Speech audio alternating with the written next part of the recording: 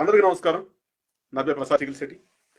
తిరుమల తిరుపతి దేవస్థానం TTD ఏడుకొండల వెంకన్న స్వామి ప్రసాదంలో వాడే ఆవు నెయ్యిని కల్తీ చేయడం జరిగింది. దానికి సంబంధించిన వివాదం కొన్ని రోజులుగా నడుస్తుంది.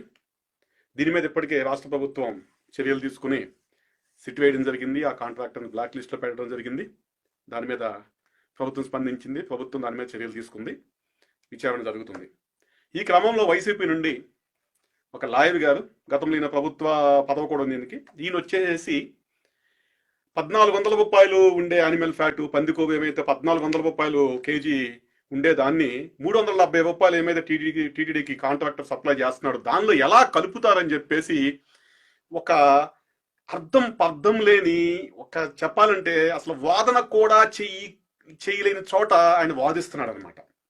మనకు తెలుసు, ఈ జంతువుల కొవ్వు నుండి ఆ కబేళాల్లో ఏమైతే కొవ్వు బిళ్ళలు ఉంటాయి, ఆ జంతువులను కోసినప్పుడు ఆవులు కావచ్చు, గేదెలు కావచ్చు, పందులు కావచ్చు, రకరకాలుగా ఆ కొవ్వు బిళ్ళల్ని పబ్లిక్గా మాంసం అమ్మరాటిని వాటినంతా తీసి ఒక చోట పెట్టి దాన్ని మరిగించి, ఆ మరిగించిన దాని ద్వారా వచ్చిన ఏమైనా నూనె కావచ్చు, నెయ్యి కావచ్చు, పేరుకుపోతే నెయ్యి అవ్వచ్చు, దాన్ని వేడి చేస్తే నూనె అవ్వచ్చు, ఏ విధంగా కావచ్చు, మరిగించిన దాన్ని దాన్ని అమ్ముతూ ఉంటారు అనమాట.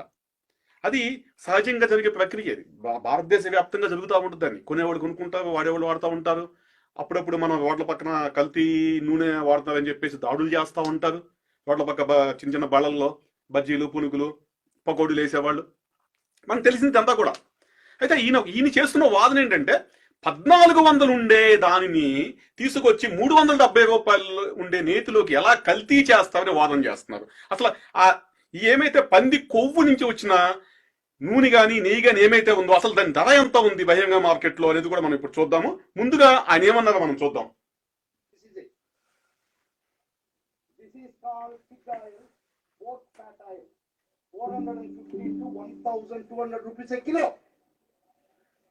నా నెయ్యి వాల్యూ ఎంతయ్యా? 319 రూపాయలు. దానిలో ఎక్కువ ప్రైస్ కలిపాను. తిరుగుతుంది నాకేం తల్లో తెలుగు ఉండేవాళ్ళు ఆలోచన. ఇది దుర్మార్గం కదా, మరి అన్యాయం కదా ఇది. ఒక ఎనిమల్ ఫ్యాట్ కలిపారు ప్రచారం తీసుకొచ్చి కోట్లాది మంది మనోభావాలు దెబ్బతీయడం, ఇది సమంజసమేనా మీకు? తలలో తెలుగు ఉన్నోడు ఎవడైనా చేస్తాడా? రాగి బిందులో ఈ బంగారు కలుపుతాడా? బంగారు బిందు అని చెప్పి రేటు తీసుకుని రాగి కలుపుతాడు. We can understand that. కొంత అర్థం చేసుకున్నాం. 1400 రూపాయలు, 450 నుంచి 1450 రూపాయలు కిలో తెచ్చి 319 రూపాయలు కలిపేది. 450 రూపాయల నుండి 1450 దాన్ని తీసుకొచ్చి కిలోని తీసుకొచ్చి 370 రూపాయలు ఎలా కలుపుతారని చెప్పేసి ఆయన ఇది వెటకారం చేస్తున్నారు. అలాగే ఎవరైనా రాగిలో బంగారం కలుపుతారు కానీ, ఇది బంగారంలో రాగి కలుపుతారు కానీ రాగిలో బంగారం కలిపి రాగిని అమ్మరని చెప్పేసి కూడా ఇంకో కొత్త వాదన తీసుకొచ్చారు. ముందుగా మనం చూడాల్సింది, ఆయన రాగి బంగారం కాన్సెప్ట్ కరెక్టే. ఇక్కడ ఆ పంది కొవ్వు కావచ్చు, ఏమైతే ఆ కొవ్వు వీళ్ళు కలిపారో, జంతువుల నుంచి వచ్చిన కొవ్వుని వ్యర్థాన్ని మీద కలిపారో, అది 450 నుండి 1400 ఉండదు. బహిరంగ మార్కెట్లో అది 100 నుండి 200 దొరుకుతుందండి. బహిరంగ మార్కెట్లో 100 నుండి 200 దొరుకుతుంది. ఎందుకు దొరుకుతుంది 100 నుండి 200 కంటే? అంతకని తక్కువ కూడా రావచ్చు. అది మన రోడ్లు పక్కన వీళ్ళు 400 నుంచి 1400 పెట్టి తీసుకొచ్చి దానికి నూనెలో కలుపుకుని వాడరు కదండి దాన్ని. ఎవరు కూడా 100-110 రూపాయలకి ప్యాకెట్ వస్తున్నప్పుడు, మంచి నూనె ప్యాకెట్ 100-110 రూపాయలకి వస్తున్నప్పుడు, కొన్ని 150కి వస్తున్నప్పుడు 450 1400 పెట్టి తీసుకొచ్చి ఈ నూనెలో కలిపి ఎవరు వాడుకోదు కదా. అంత అవసరం ఏమని చెప్పండి నూనె తక్కువకి వస్తున్నప్పుడు. ఇది ఈయన మాట్లాడేది 100% తప్పుడు ఎదలేడు. ఎందుకంటే ఒక పవిత్రమైన లడ్డూ మీద వీళ్ళు చేయాల్సిన మొత్తం చేసి, వీళ్ళు ఏమైతే హిందువులు తినరో దాన్ని బలవంతంగా తినిపించి, ఈ జగన్మోహన్ రెడ్డి ముఠ ఒగ్గలంతా కూడా వీళ్ళందరూ తినిపించి ఈ రోజు నాడు దాని మీద వితడవాదం చేసుకుంటూ, ఇది 200 రూపాయల లోపు ఉండే దాన్ని తీసుకొచ్చి వీళ్ళు ఇప్పుడు 450 1400 రూపాయలు ఉంటే ఆ కొవ్వు అని చెప్పేసి వాదన చేస్తున్నారండి. దీని మీద సాక్షిలో వచ్చింది, చూద్దాం ఒకసారి మనం. సాక్షిలో ఏం రాశారో, హైదరాబాద్ లో ఇలా కల్తీ నూనెల గురించి ఒక వార్త వేశారు, దాన్ని చూద్దాం. ఏం వేశారు వీళ్ళు చూడండి. ఇక్కడ ఎవరు కల్తీ నూనె వాడుతున్నారో తెలియకపోవడంతో రోగాలు తప్పడం లేదు. కొన్ని చోట్ల జంతువుల వ్యర్థాలను మరిగించి, చూడండి, కొన్ని చోట్ల జంతువుల వ్యర్థాలను మరిగించి తీసిన నూనెలతో ఆహార పదార్థాలు తయారు చేస్తున్నారు. ఈ నూనె వివిధ బ్రాండ్ల పేరుతో ప్యాకింగ్ చేసి బేగం బజార్ కేంద్రంగా మార్కెట్లో విక్రయించి లక్షల్లో దండుకుంటున్నారు. అంటే దీని అర్థం ఏంటి? వీళ్ళే చెప్తున్నారు. సాక్షి అండి, సాక్షి డాట్.కామ్లోనే వచ్చేసింది ఇదంతా. హైదరాబాద్ న్యూస్ ఇది, సాక్షి సిటీ బ్యూరో. వీళ్ళు చెప్పేది ఏంటంటే వివిధ జంతువుల వ్యర్థాలను మరిగించి, వ్యర్థాలంటే జంతువుల వ్యర్థాలంటే కొవ్వు కావచ్చు, ఇది మనకి తినడానికి పనికిరానిది కావచ్చు, ఎముకలు కావచ్చు, అన్ని కలిగి మరిగించి వచ్చిన నూనె తీసి ఆ నూనెతో ప్యాకింగ్ చేసి అమ్ముతున్నారంటే లక్షలు దండుకుంటున్నారంట. అంటే ఇప్పుడు ఈ నూనె అమ్మాలంటే వాళ్ళు ఏమైతే జంతువుల వ్యర్థాలను తయారు చేసే నూనె ఉందో, నూనె అమ్మాలి అంటే పోనీ ఆ నూనె మనం మంచి నూనె కలపాలి అంటే మంచి నూనె కన్నా తక్కువ ధరకు వస్తేనే కలుపుతారు కదండి కల్తీ. సుధాకర్ గారు చెప్పిన లాజిక్ ప్రకారం, ఆయన చెప్పిన లాజిక్ ప్రకారం బంగారంలో మనకి బంగారంలో ఇత్తడేదో కలుపుతారు కానీ, రాగి కలుపుతారు కానీ, రాగి వస్తువులో బంగారం కలిపి రాగి వస్తువు కింద అమ్మరు కదా. మరి ఎలా అమ్ముతున్నారు వీళ్ళు? సాక్షి వేసిన వార్తే కదా ఇది. లక్షల్లో ఎలా దండుకుంటున్నారు వీళ్ళు? జంతువుల వ్యర్థాల నుంచి నూనె తీసి ఆ నూనెని వీళ్ళు ఆ నూనె మీద ఎలా సంపాదన చేస్తున్నారు, ఎలా సొమ్ము చేసుకుంటున్నారు లక్షల రూపాయలు. అంటే దాని అర్థం ఏంటి? మార్కెట్లో 100 రూపాయలు ఉంటే నూనె ప్యాకెట్, వీళ్ళు తయారు చేసిన ఏమైతే ఈ జంతువుల వ్యర్థాల నుంచి వచ్చిన నూనె ఏమైతే ఉందో అది 50 రూపాయలకు 60 70 పడిద్ది.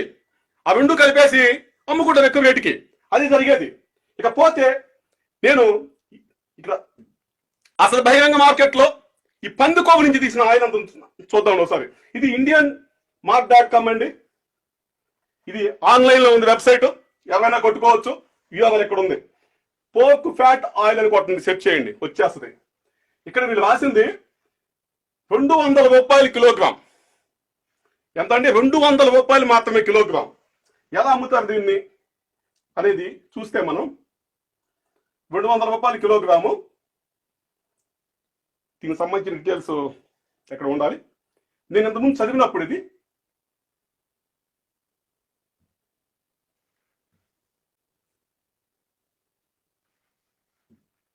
దీనికి రివ్యూలు కూడా ఉన్నాయి. ప్రోడక్ట్ ఇంతకుముందు చదివినప్పుడు. సరే, ఇది పక్కన పెడితే ఇక్కడ ఉంది కదా, జనాలు రివ్యూలు కూడా ఇచ్చారు, 4 రివ్యూలు ఇచ్చారు. ఈ 200 రూపాయలకి ఏమైతే ఉందో వీళ్ళ వెబ్సైట్లో రాసిన డిస్క్రిప్షన్ ఏంటంటే 15 లీటర్ల టిన్నును లెక్క ప్రకారం అమ్ముతాము, మినిమం ఒక టిన్ను ఆర్డర్ చేసుకోవాలన్నారు. మేబీ దానికి షిప్పింగ్ ఛార్జ్ సపరేట్గా వేస్తారని తెలియదు.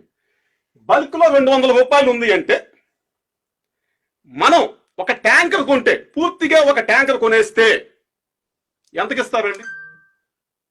వీళ్ళు 15 లీటర్లతో చొప్పున మళ్ళీ వీళ్ళు చిన్న చిన్న టిన్నుల్లో ప్యాకింగ్ చేసి దానికి లోడింగు, అన్లోడింగ్, ప్యాకింగ్, లేబర్ ఖర్చులతో ఉంటాయి కదా. అవి ఏమీ లేకుండా, అయ్యా బాబు మహారాష్ట్రలో ఉందండి ఇది, హిందుస్థాన్ పోర్క్ సప్లయర్స్ పూణే మహారాష్ట్రలో ఉందంట. మేబీ వాళ్ళకి ఏమైనా చెన్నైలో ఏమైనా యూనిట్లోనే మనకు తెలియదు.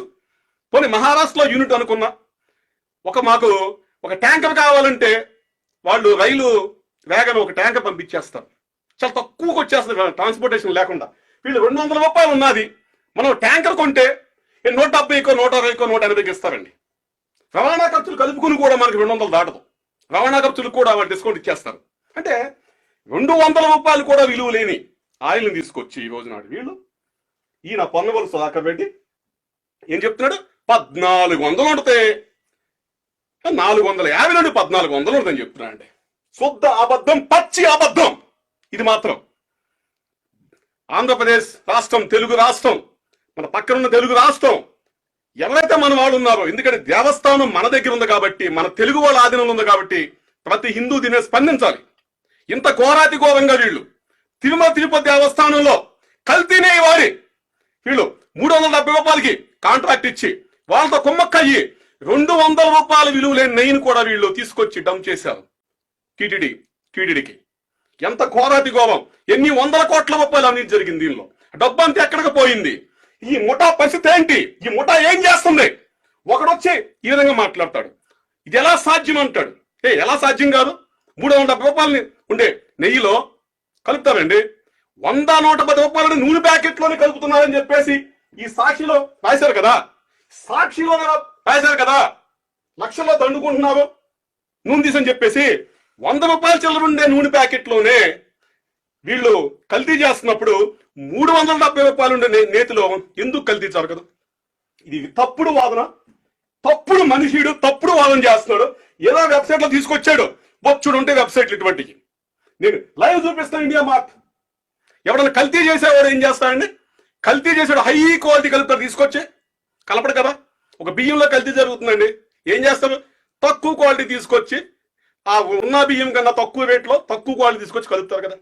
ఎక్కడ కల్తీ జరిగేది ఏంటి? తక్కువ దాన్ని ఎక్కువ దానిలో కలిపి ఎక్కువ పెట్టి అమ్ముకుంటారు.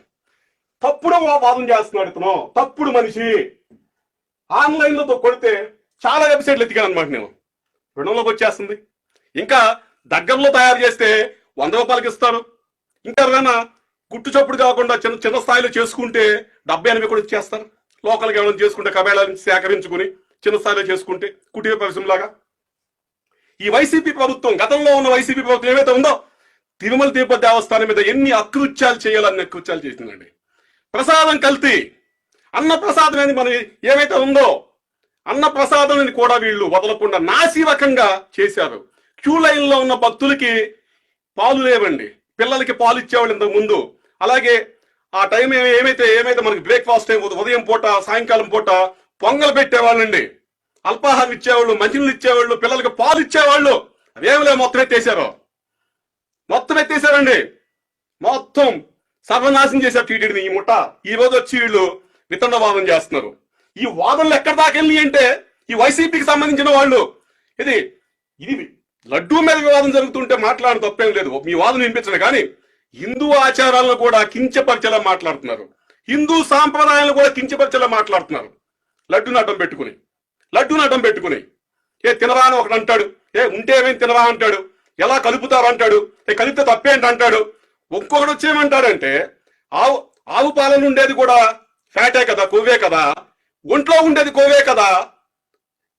ఆవు పాలలో ఉన్న దాన్ని మీరు నెయ్యి రూపంలో తింటున్నప్పుడు ఒంట్లో ఉన్నదాన్ని తినడానికి ఏంటి కూడా అంటాడు. ఇలా వాదనలు ఎలా ఉన్నాయంటే అంత అసహ్యంగా ఉన్నాయి, అంత నీచంగా ఉన్నాయి. ఇటువంటి వాళ్ళకి ఒక మాట చెప్తాను నేను, ఏంటంటే ఇప్పుడు తల్లిపాలు తాగుతామండి, తల్లిపాలు తాగుతాం మనం, తల్లిపాలలో కూడా కొవ్వు ఉంటుందండి, తాగుతాం. చిన్నప్పుడు చాలా బలం మనకి, తల్లిపాలే మనకు ప్రథమ ఆహారం కదా.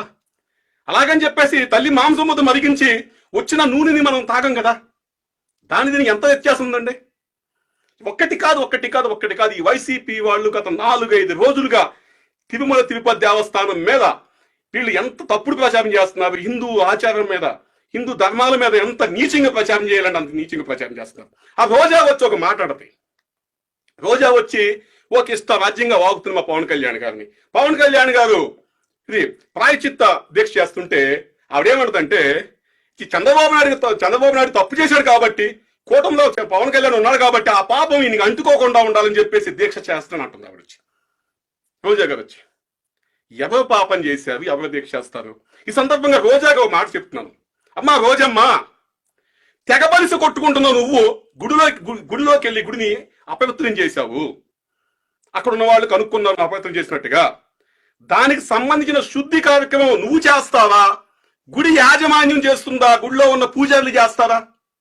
నువ్వు వెళ్ళిపోతావు, ఎందుకంటే నువ్వు చేసింది, నువ్వు ఇంటెన్షన్కి వెళ్ళి గుడిని అపవిత్రం చేశావు. అపవిత్రం చేయడానికి నువ్వు గుడిలోకి వెళ్ళావు, నువ్వు చేయాల్సింది చేశావు, వచ్చావు, వాళ్ళు కనిపెట్టగానే ఆ గుడిని శుద్ధి చేస్తారు, ఆ కార్యక్రమాలను నిర్వహిస్తారు, దానికి సంబంధించిన కార్యాచరణ ఉంటారు, అవసరమైతే యాగం చేస్తారు. నువ్వు చేసిన దాని పని బట్టి ఆ గుడికి సంబంధించిన శాస్త్రం ఏమవుతుంది దాన్ని ఫాలో అవుతారు.